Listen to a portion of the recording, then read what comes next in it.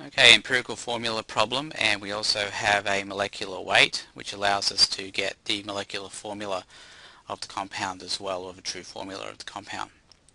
Alright, so let's take a look, and what are we going to do? We've got our percentages here. We've got 100 grams of compound. We're assuming that, so we're going to have the same grams as we have percentages, so 92.31 grams of carbon, 7.69 grams of hydrogen.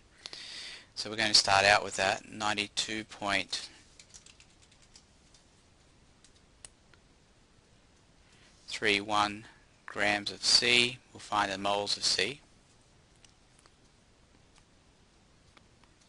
1 mole of C, 12.01 grams of C. That's going to come out to be 7.61 moles of carbon. We've got 7.69 grams of hydrogen.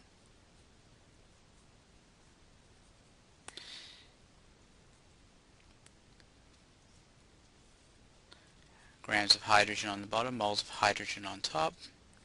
1 mole of hydrogen, 1.01 grams of hydrogen. That's going to be 7.68 moles of hydrogen. Next thing we do is we take each of these, divide them through by the smallest one. So we've got 7.61 moles for the carbon, divided by 7.61 moles, and that's going to be 1, and that's for the carbon.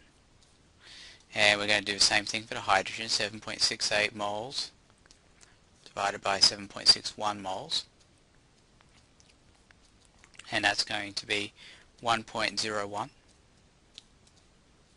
So you can see that this can just be rounded to 1, so the ratio of C to H here, C is to H, will be 1 is to 1, which is how we end up with an empirical formula is going to be CH. Alright, so now we can find the true formula, and what we're trying to do here is figure out how many CH units we can fit into 78.0 grams per mole. So what we're going to do is we're going to find the mass of that, and that's going to approximate out to about 13. It's 12 plus 1 is about 13. So what I'm going to do now is I'm going to take the molecular weight, which is 78.0 grams per mole. I'll make that grams per mole here. And divide by 13 grams per mole. And what that's going to do is it's going to give me a number 6. So what that tells me is I can fit 6 CH units into 78.0 grams per mole.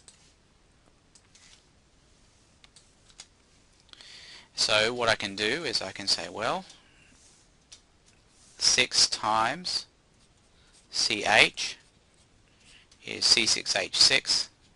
Oops. C6H6. And if we figure up the molecular weight of that, it's going to come out pretty close to being 78.0 grams per mole.